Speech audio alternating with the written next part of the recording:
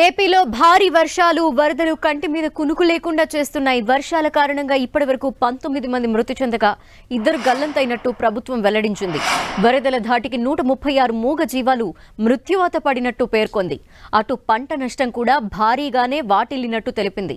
రాష్ట్ర వ్యాప్తంగా 1,72,542 హెక్టార్లలో వరి, 14,959 హెక్టార్లలో ఉద్యాన పంటలు పూర్తిగా దెబ్బతిన్నాయి. భారీ వరదలకు సుమారు 2,000 కిలోమీటర్ల మేర రోడ్లు కొట్టుకుపోయాయి. 176 పునరావాస కేంద్రాలకు 41,927 మందిని తరలించారు. వరద బాధితులకు ఇప్పటివరకు 3 లక్షల ఆహార ప్యాకెట్లు అందించినట్టు ప్రభుత్వం ప్రకటించింది.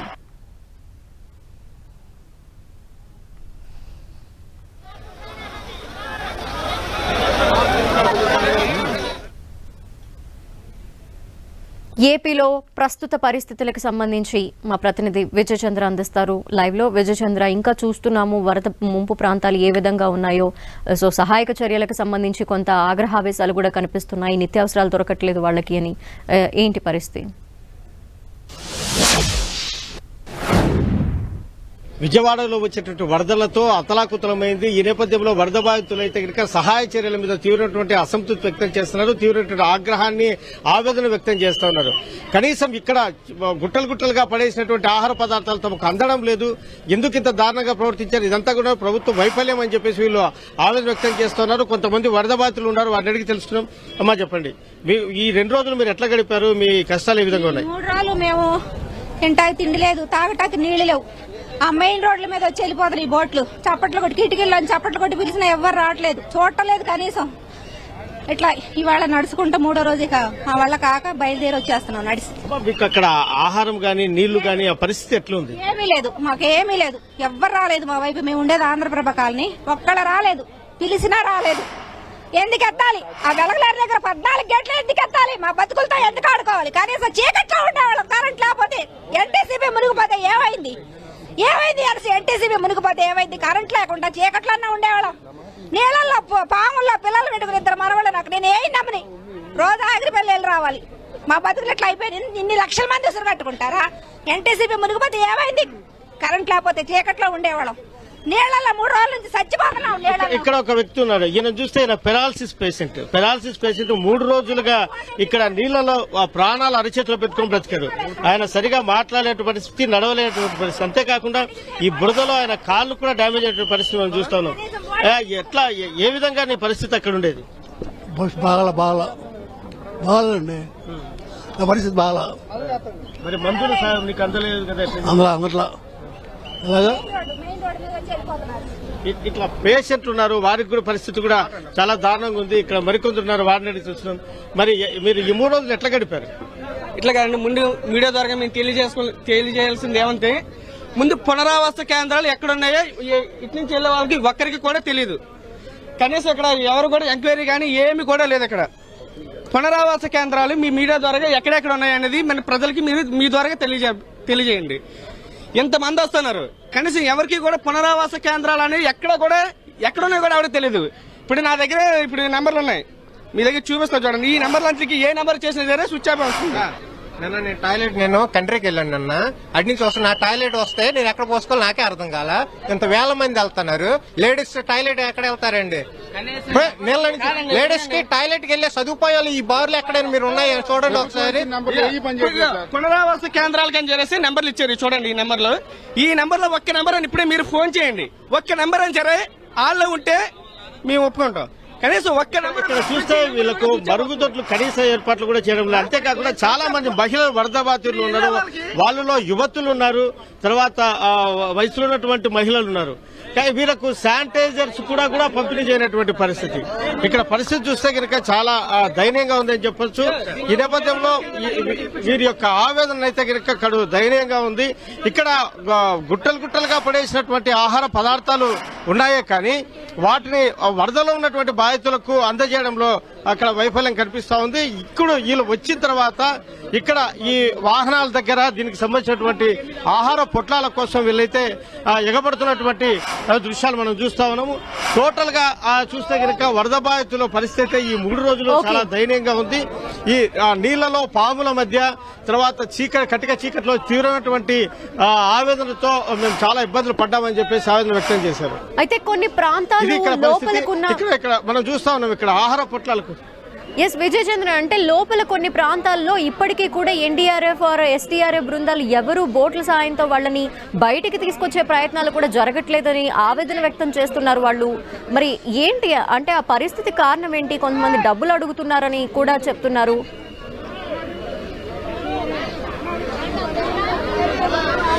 ఇక్కడ పరిస్థితి చూస్తే ఎట్లా దారుణంగా ఉందంటే ఇక్కడ వచ్చినటువంటి వాళ్లకు ఈ ఎన్డీఆర్ఎఫ్ బృందాలకైతేనేమి సహాయ చర్యలు తీసుకునేందుకు వచ్చినటువంటి ఎవరైతే సిబ్బంది ఉన్నారో వారికి గానీ ఇక్కడ రోడ్లు గానీ రూట్స్ గానీ ఏమంటే తెలియని పరిస్థితి, ఎవరు ఎక్కడ ఉన్నారో కూడా తెలియని పరిస్థితి. ఈ నేపథ్యంలో ఇక్కడ ఉన్నటువంటి ప్రజాప్రతినిధులు దగ్గర ఉండి వాళ్ళకి ఇక్కడ ఈ రూట్ ఇట్లా అని చెప్పాలి. కార్పొరేటర్లు గానీ ఆయా రాజకీయ పార్టీలకు చెందినటువంటి ఇన్ఛార్జీలు గానీ వాళ్ళు చెప్పాల్సిన పరిస్థితి ఉంటుంది. అయితే వాళ్ళు చెప్పలేదు అని చెప్పేసి వీళ్ళు ఆగ్రహం వ్యక్తం చేస్తున్నారు. దీనికి సంబంధించి ఇందాక మీరు చేసిన క్వశ్చన్ కు సంబంధించి ఇక్కడ కొంతమంది బాధితున్నారు, మనం తెలుసుకుందాం. మీకు ఆ రోడ్లు తెలియక ఈ సహాయ చర్యలు తీసుకుని వచ్చేటువంటి వాళ్ళు ఇబ్బందులు పడ్డారు. వారు మిమ్మల్ని ఏమని అడిగారు? సార్ అదన్నీ లేదు సార్, మేము ఐఏఎస్ సార్ నెంబర్ ఇచ్చారు. ఆ నెంబర్ కి మేము 3 రోజులుగా ఫోన్ చేస్తున్నాం. 3 రోజులుగానే మీ డ్యూషన్ నెంబర్ అడిగారు. డ్యూషన్ నెంబర్ 59 అన్నాం. 59 అయినాక 3 రోజులుగా మనుషులు పంపుతున్నారు, ఇప్పుడు దాకా పంపలే. మేము ఏం అడగట్లే, పిల్లలకి పాలును తాగడానికి నీళ్లు అడుగుతున్నాం. పెద్దవాళ్ళు నీళ్లు తాగినా బతుకుతారు, చిన్నపిల్లలు ఎలా బతుకుతారు? అసలు వచ్చి ఎవరు చూడలే. కార్పొరేటర్ అయినా సరే, ఐఏఎస్ ఆఫీసర్స్ అని అన్న 2 నెలల బాబుతో వచ్చానన్న. నేనైతే ఒక్కరు కూడా సహాయానికి రాలా. 40 రోజులైంది ఆ బాబు పుట్టి, అంతే. ఒక్కరు కూడా లోపలికి రాల. పాలకు గానీ మంచినీళ్ళకి గానీ వస్తే ఒట్టన్నా. నాకు పాలు రావడానికి కూడా అంత ఇబ్బంది అయిపోయింది. పిల్లల్ని తీసుకుని రావడానికి అంత కష్టపడతా కానీ రాలేపోయాం. ఇప్పుడు కూడా అక్కడ కూడా పోలీసులు ఉన్నారు కానీ బాబుని తీసుకొస్తారు, ఒక్కరు సైడ్ లో పోయారు. అంతమంది ఉండి కూడా పోలీసులు పైకి ఎత్తుకొని వచ్చారు కూడా సరిపోయింది. లేకపోతే అసలు మా పరిస్థితి ఏంటని కూడా ఒక్క ప్రభుత్వం వాళ్ళు వచ్చింది పాపన పోలా. మా లోపల మరి కాలనీ అనే వాంబే కాలనీ నేను చెప్తున్న పేకల్లో నీళ్ళలో వచ్చాం మేమైతే. ఇప్పుడు ఎక్కడే కానీ మీకేమైనా ఈ వైద్య ఆరోగ్య శాఖ సంబంధించిన డాక్టర్లు గానీ ఎవరైనా మెడికల్ సిబ్బంది గానీ ఎవరైనా కనపడ్డారు? వచ్చాం మేమైతే స్వయంగా మా అంతటి మేమే వచ్చాం బయటకు. అసలు ఒక్కరు కూడా రాలేదు మా వైపు అయితే మాత్రం. గ్యారెంటీగా నేను ఇప్పుడు చెప్తున్నాను, ఈ బాబు చెప్తున్నానుగా, నాకు 2 పిల్లలు ఉన్నారు. ఈ బాబు ఇంకో 2 years బాబు ఉన్నాడు. ఎత్తుకొని వచ్చాం అసలు మేమైతే. ఇంకా డంపింగ్ యార్డ్ వరకు వచ్చాలో ఒక బోర్డు వస్తే ఆ బోర్డు ఎక్కించుకుని తోసుకుని వచ్చాను నుంచి లోతులో ఎక్కించాడు. అవన్నీ తీసుకున్నా ప్లీజ్ అన్న బాబు అంటే అప్పుడు ఎక్కించాడు. అవన్నీ కూడా అసలు అంత ఇబ్బంది అయిపోయింది. అసలు కొన్ని చోట్ల ఈ వీళ్ళు బోటు సిబ్బంది కూడా డబ్బులు అడుగుతున్నారని చెప్పేసి కొన్ని ఆరోపణలు వస్తున్నాయి, అందులో వాస్తవం ఉందా? అది కరెక్ట్ గా మాకు తెలియదు సార్. మా కాలనీ వల్ల ఎన్నో మేము ట్రై చేసాం, ఎంతో మంది ఇదే చేసాం. మేము అడిగింది పిల్లలకి పాలు నీళ్లును, ఇంటికి కొంచెం క్యాండిల్, మేము తినడానికి ఫుడ్ గిట్ అడగలే. అట్లీస్ట్ వచ్చి చూడండి మా పరిస్థితి ఎలా ఉందని కొంచెం చూడండి. ఎంతెంతో పెద్ద పిల్లలు, చిన్న వయసు వాళ్ళు ఎంతో మంది ఉన్నారు. అట్లీస్ట్ చూడండి. ఇక్కడ పాచిరైపోయింది, బొంకిరిగిపోయింది, వారం రోజులే అయింది. చూడండి ఎట్లాంటి పరిస్థితులు. ఇట్లాగే ఇంకా ఎంతో మంది ఉన్నారు. నాలాడటానికి ఒక బోటు కూడా దొరకలేదు. చాలా ఇబ్బందులు పడుతున్నారు. చాలా మంది గాయపడిన వాళ్ళైతే చాలా దయనీయమైనటువంటి పరిస్థితి ఉంది. మహిళగా చూస్తే కనుక ప్రధానంగా ఈ మహిళలు తర్వాత యువతులు ఉన్నారు, వారికి శానిటైజర్స్ కూడా ఇవ్వనటువంటి పరిస్థితి చూస్తున్నాం. వారైతే అంటే వారికి సంబంధించినటువంటి శరీర తత్వాన్ని బట్టి వాళ్ళు పడే ఇబ్బందులు అయితే చాలా దారుణంగా ఉంటాయి. అటువంటి ఇబ్బంది పరిస్థితులను కూడా వైద్య ఆరోగ్య శాఖ దృష్టిలో పెట్టకపోవడం అనేది చాలా దారుణం అని చెప్పొచ్చు. ఆ విషయంగా ఇప్పుడైనా కూడా దానికి సంబంధించినటువంటి మహిళల ఆరోగ్యం పట్ల ప్రధానంగా వాళ్ళకి సంబంధించినటువంటి వాళ్ళ శరీర తత్వానికి సంబంధించినటువంటి ఋతుక్రమానికి సంబంధించినటువంటి ఏదైతే ఉంటుందో దానికి సంబంధించినటువంటి ఆ విషయంలో దృష్టి పెట్టాల్సిన అవసరం ఎంతైనా ఉంది. అంతేకాకుండా ఈ ప్రధానంగా వికలాంగులు, వృద్ధులు, తర్వాత చిన్న బిడ్డలు, ఇక్కడ మనం విజువల్ లో చూడొచ్చు. ఒక చిన్న బిడ్డ చూస్తే డేస్ బేబీని పెట్టుకుని వచ్చారు. బాబు ఎట్లా ఈ పాపను ఎట్లా మీరు కాపాడుకోవడం జరిగింది, ఎట్లా చేశారు? ఇక్కడ చూస్తే కనుక పట్టించుకున్నోళ్ళు లేరయ్యా. ప్రకాష్ నగర్ సొంతనై నగర్ అక్కడి నుంచి నడిచి వస్తున్నా నేను. నాకు 10 ఆపరేషన్లు అయినాయి. పట్టించుకుని మంచి నీళ్ళు లేవు అసలుకి. ఇప్పుడు తీసుకున్నాను ఒక బాటిల్ నేను. ఎలాగయ్యా ఇలాంటి వాళ్ళు చిన్న పిల్లల్ని కూడా పట్టించుకోవట్లేదు. మరి ఎవరి కోసం వస్తున్నారో దేనికి ఇస్తున్నారు? ఇక్కడిక్కడ ఇవ్వడానికి వస్తున్నాయి అవన్నీ. లోపల ఉన్న వాళ్ళకి ఏం సంబంధం లేదా? ఓట్ల విషయంలో ప్రతి గుమ్మం దిగి వస్తారు కదా. ఇప్పుడు ఓట్ల విషయంలో ప్రతి గుమ్మం దిగి వస్తారు కదా. ఇప్పుడు ఎందుకు రావట్లేదు? సొందుల్లో గుందుల్లో ఎంతమంది ఉన్నారో ఎంతమంది లేరు చూడటం తెలీదా? వాళ్ళు కనుక వచ్చి మేమున్నాము అని చెప్పి భరోసా ఇచ్చుంటే ఈ రోజు మేము బయటికి రావాల్సిన పని లేదు. లేదండి. 2 రోజుల నుంచి పస్తు కూర్చున్నాల్సి వచ్చింది. కనీసం వాటర్ కాదు, మంచినీళ్ళు కాదు, ఎవరు వచ్చి లేరు. పాలు లేక నీళ్లు లేక ఎలాగున్నారంటే అలాగున్నారు అసలుకి. ఇక్కడ చూస్తే ప్రజా ప్రతినిధుల మీద కూడా తీవ్రమైనటువంటి ఆగ్రహం వ్యక్తం చేస్తున్నారు. ఓట్లు అడగనికి వస్తారు కానీ ఇప్పుడు ఎందుకు రాలేదు? వాళ్ళకు ప్రతి సందు గొంతు తెలుసు కదా. ఇప్పుడు ఎందుకు మమ్మల్ని మా ఇబ్బందులను ఇప్పుడు పరామర్శించడానికి రాలేదు అని చెప్పి వీళ్ళు ప్రశ్న చేయడం జరుగుతుంది. ప్రధానంగా చూస్తే ఎవరు ఎక్కడ ఏ వీధుల్లో ఉన్నారనే విషయం మీద అయితే కనుక వాళ్ళకు మాత్రమే తెలుసుంటుంది. అంటే విధుల్లో ఉన్నటువంటి అధికారులు వాళ్ళు కొత్తగా విధుల్లోకి వచ్చి ఉంటారు కాబట్టి వాళ్ళకి ఎట్లా తెలుస్తుంది అని చెప్పేసి వీళ్ళు ప్రశ్నించేటువంటి పరిస్థితి. కాబట్టి లోకల్ గా చంద్రబాబు నాయుడు అబ్బాయి ఇదంతా అమరావతి నాశనం చేశాడు. సింగనగర్ ని ఎప్పుడు రోజుల్లో మేము 50-60 ఏళ్ల నుంచి ఉన్నాం ఇక్కడ సింగనగర్ లో. ఏనాడు లేదు. చంద్రబాబు నాశనం చేశాడు. ఆడి కుటుంబం ఆడి పిల్లలతో నాశనం అయిపోతారు. ఏం సాయం అయింది? 3 రోజులు అయింది. ఆదివారం నుంచి నీళ్ళు లేవు, పాలు లేవు. 2 నెలల బాబు, 2 నెలల బాబు, 4 నెలల పిల్లడు. ఎవరు చూస్తారు మమ్మల్ని? ఎవరు ఆదుకుంటారు అసలు వచ్చి? కనీసం ఎన్డీఆర్ఎఫ్ వాళ్ళు కూడా రాకుండా ఫిక్స్ వచ్చి బాబున్నాడు. అసలు మేము ఎంత దూరం చూస్తున్నాం. చెప్పినా పిల్లల్ని పంపించినా సరే ఇప్పటి వరకు అసలు సహాయం అందట్లేదు. అక్కడ పిఎన్టీ కాలనీ ఫుడ్ లేదు వాళ్ళకి. డాబాల పైన ఉన్నారు. అసలు ఎంత ఇబ్బందిగా ఉందంట. తోటవారి వీధి 9th line, 10th line, 8th line night టైంలో ఎన్నిసార్లు కస్టమర్ కాల్స్ చేసినా ఇంతవరకు రెస్పాండ్ అవ్వలేదు. మేము ప్రత్యేకంగా బయటికి నీళ్లలో నడుచుకుంటూ వెళ్లి తీసుకొని వచ్చింది దారి. ఎంతవరకు గవర్నమెంట్ చేయలేకపోవచ్చు కరెక్టే, కానీ ఎంతో కొద్ది గొప్ప తినడానికి పాలుగో జ్వరం వచ్చి ఇప్పుడు నేను నడుచుకుంటూ తీసుకురావాల్సి వచ్చింది. హెలికాప్టర్ ఎంత కింది వరకు వస్తుంది. ఒక్కటే దారిలో వెతికితే ఎలా ఉంటుంది సార్? ప్రతి చోటను కవర్ చేయాలి కదా. ఇక్కడ చూడొచ్చు, మన విజువల్లో పాపను చూడొచ్చు. పాప అనారోగ్యంతో బాధపడుతూ ఉంది. జ్వరము, జలుబు. ఆ పాప ముక్కు నుంచి కూడా చీమిడి గారుతున్న పరిస్థితి. ఇటువంటి పరిస్థితుల్లో చాలా ఇబ్బందులు పడుతూ ఉన్నారు. అనారోగ్యంతో చిన్న బిడ్డలు సైతం అల్లాడిపోతున్నటువంటి పరిస్థితి. ఇక్కడ చూస్తే కనుక వైద్య ఆరోగ్యానికి సంబంధించినటువంటి ఒక్క డాక్టర్లు కానీ సిబ్బంది కానీ ఎవరు కనిపించినటువంటి పరిస్థితి. ఇప్పటికైనా ఇక్కడికి వచ్చి వెంటనే ఇక్కడికి వచ్చిన వాళ్ళకి తగిన సహాయం చేయాలి, వీళ్ళకి తగిన ట్రీట్మెంట్ ఇవ్వాలనేటువంటి ఆ విషయంగా దృష్టి పెట్టాలి అవసరం ఉందని చెప్పేసి వీళ్ళు కోరుతా ఉన్నారు.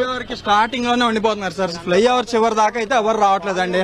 మొత్తం వేస్ట్ ఫుడ్ అంతా ఇక్కడ వేస్ట్ అయిపోయింది. మీరు కావాలంటే చూడండి స్టార్టింగ్ లో. పైగా లారీలన్నీ అక్కడ అడ్డు పెట్టారు. ఎవడు బయట లోపల నుంచి బయటికి రావడానికి కూడా లేదు.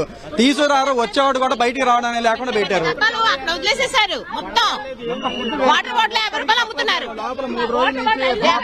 దాంట్లో ఖచ్చితంగా వాస్తవం ఉంది. ఎందుకంటే ఇక్కడ ఫుట్పాత్ల మీద మనం గతంలో విజువల్ కూడా చూపించాం. అనేకమైనటువంటి గుట్టలుగా ఆహార పదార్థాలు పడి ఉన్నాయి. కానీ వాటిని సకాలంలో వాళ్లకు వరద బాధితులకు అందజేయడంలో మటుకు ఖచ్చితంగా వైఫల్యం ఉందని చెప్పొచ్చు. అక్కడ వస్తే తెలుస్తుంది. ఇక్కడ కాదు, అక్కడ రండి, అక్కడ రండి. ఎక్కడైతే డబ్బాలే ఫుడ్ అంతా అక్కడే ఉంది, అట్లాగే ఉంది. ఎవరు రావట్లేదు, సందులో రావట్లేదు, మెయిన్ రోడ్ మీదకే వస్తున్నారు. అసలు లోపలికే రావట్లేదు. సార్ 3 రోజులు సార్ 3 రోజుల నుంచి ఉదయం నుంచి పాల ప్యాకెట్ లేవు, ఫుడ్ లేదు. నానా కష్టాలు పడతారు. 3 రోజుల నుంచి ఫుడ్ లేదు, వాటర్ లేదు. నానా కష్టాలు పడుతున్నారు. పేషెంట్లు ఉండరు. అస్సలు ఇక్కడే అంటుంది, అక్కడ లోపలికి వెళ్ళట్లేదు సార్. పూర్తిగా విస్మరించింది సార్. ఏం లేదు సార్, ఈ గవర్నమెంట్ పూర్తిగా విస్మరించింది సార్. ఇంతమంది ఎందుకు రావాల్సి వస్తుంది బయటికి? అంటే ఏ సదుపాయాలు లేకపోవడం వల్ల వస్తున్నారు అందరూ. ఎందుకు రావాల్సి వస్తుంది? 3 రోజుల నుంచి మార్నింగ్ వచ్చాం మేము. తిండి లేదు, ఏమీ లేదు, వాటర్ లేదు, టిఫిన్ లేదు, ఏమీ లేదు. అసలు ప్రభుత్వం ఏం చేస్తుంది? అసలు ప్రభుత్వం ఏం చేస్తుంది? నిద్రపోతుందా? ఎవరు ప్రాణాలు కాపాడుతుంది ప్రభుత్వం? అసలు ఎవరు ప్రాణాలు కాపాడుతుంది? ఎక్కడ వచ్చాడు వాటర్ అన్నాడు. జనాలు ఏం జరిగిందో తెలుసుకున్నాడు.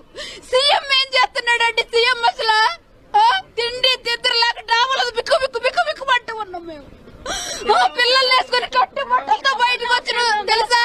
అధికారులు కాదు, జనం కాపాడుకున్నారు. జనం వచ్చాము బయటికి. అసలు అధికారులు ఎప్పుడు వస్తున్నాడు? అసలు ఏ నా కొడుకు వస్తున్నాడు? అసలు కాపాడతాకి అధికారులు వస్తున్నారా? టిఫిన్ అందుతుందా? వాటర్ అందుతున్నాయా? ఏమిస్తున్నారు? 108 వాహనాలు ఎవరైనా అనారోగ్యంతో వస్తే కనుక వాళ్ళని తీసుకోవడానికి వస్తున్నారు తప్ప ఇక్కడికి వచ్చిన వెంటనే ఇక్కడ ఎవరైనా అనారోగ్యంతో ఉన్నారా, వారికి అనారోగ్యంతో ఉన్న వారికి తగిన ట్రీట్మెంట్ ఇవ్వాలి అనే విషయం మీద మటుకు దృష్టి పెట్టకపోవడం అనేది మటుకు శోచనీయమని చెప్పొచ్చు ఖచ్చితంగా.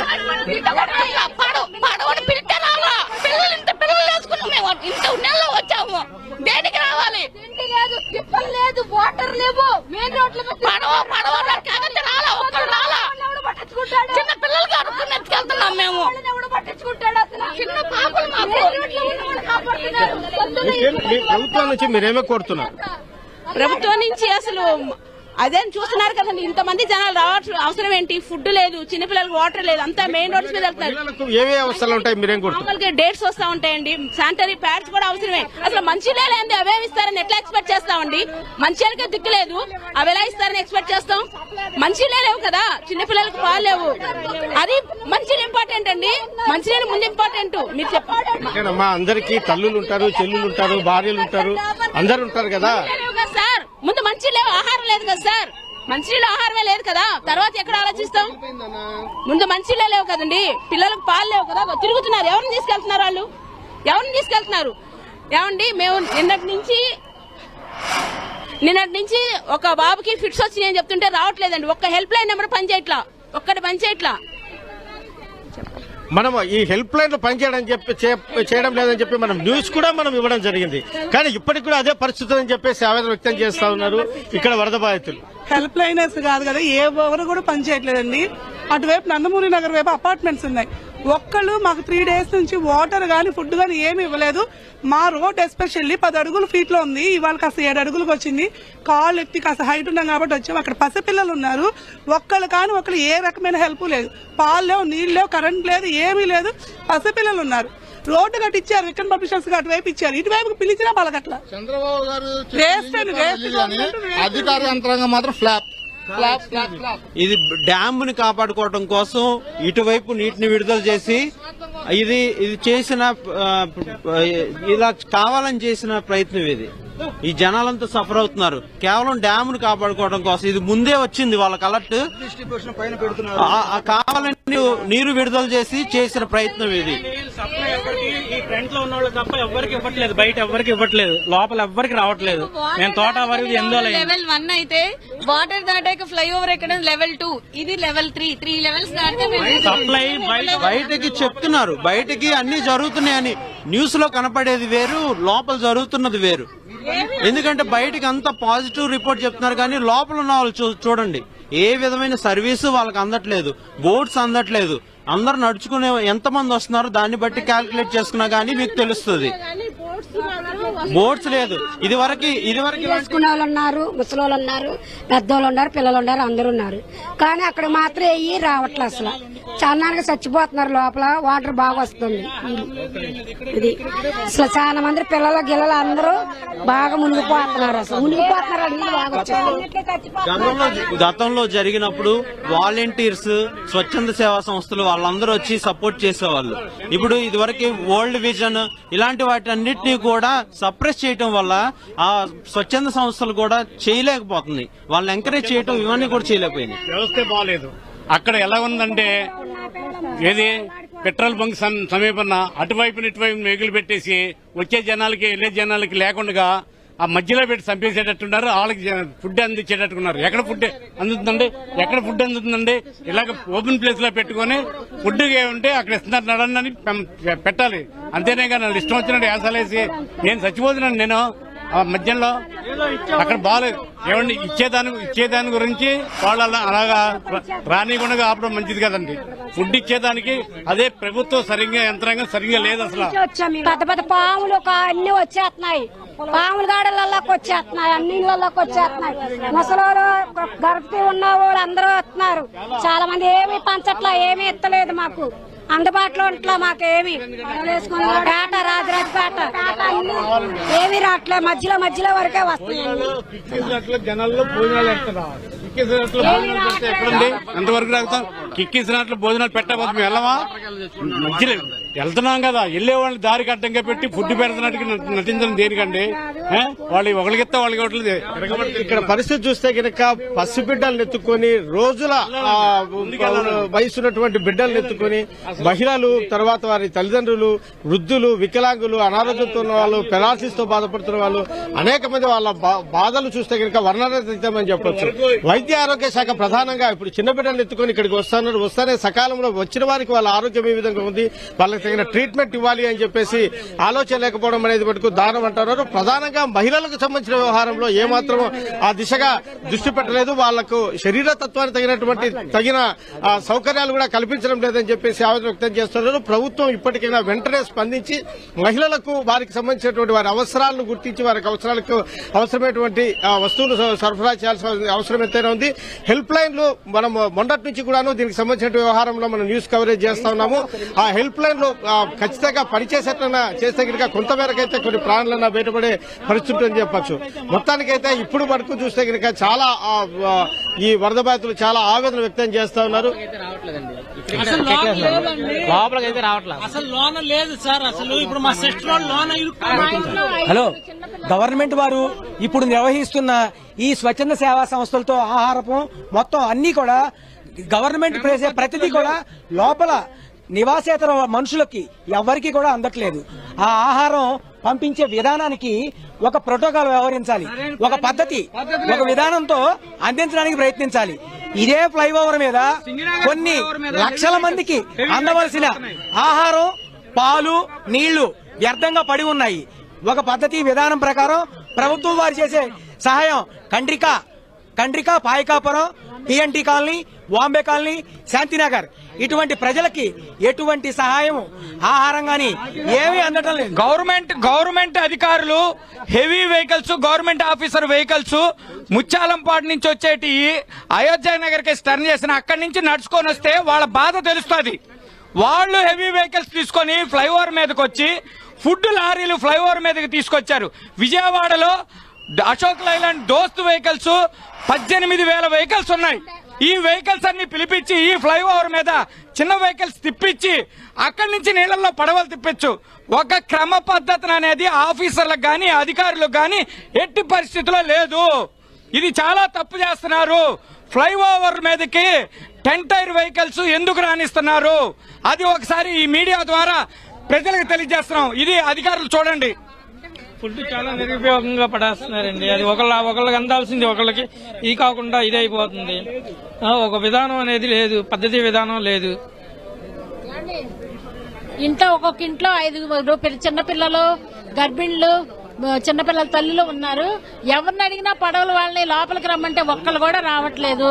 మెయిన్ రోడ్ లోకే నడిచి రండి అంటున్నారు. మేము వస్తుంటే మునిగిపోతున్నాం ఆడవాళ్ళము. ఆ నీళ్ళలోంచి వస్తుంటేను అతి కష్టం మీద 2 రోజుల నుంచి అడిగితే ఇప్పుడు మెయిన్ రోడ్డుకి వస్తే పడవలు ఎక్కించుకొచ్చారండి. ఆహారం లేదు, నీళ్లు లేవు. వాటర్ సప్లై లేదండి, వాటర్ సప్లై లేదు. 3 రోజుల నుంచి మేము లోపల ఉండిపోయాం. అలాగా అసలు బోట్ వాళ్ళు పక్క తిరుగుతున్న మా దగ్గరికి అయితే రాలేదు. ఫుడ్ అయితే లేదు. అసలు బోట్ వాడు మనిషికి 2,000 కలెక్ట్ చేస్తున్నారు. డబ్బులు కూడా ప్రైవేట్ బోట్ కూడా లోపల నడుస్తుంది. డబ్బులు కలెక్ట్ చేస్తున్నారు లోపల మనిషికి. కలెక్ట్ చేసేదంటే వాస్తవం ఉందా? మీకు దృష్టికి ఎవరైనా తెచ్చారా? మీకు పర్సనల్ గా బోట్ కావాలంటే మనిషికి 1,500, 2,000 అడుగుతున్నారు. ప్రైవేట్ వెహికల్స్ వల్ల లేక గవర్నమెంట్ సప్లై చేసిన తెలియదు, మమ్మల్ని అడుగుతున్నారు. ఆయనకి చెవులో చెప్పామనుకో మీ ఇంటి వరకు వచ్చేసారు బోట్ వచ్చి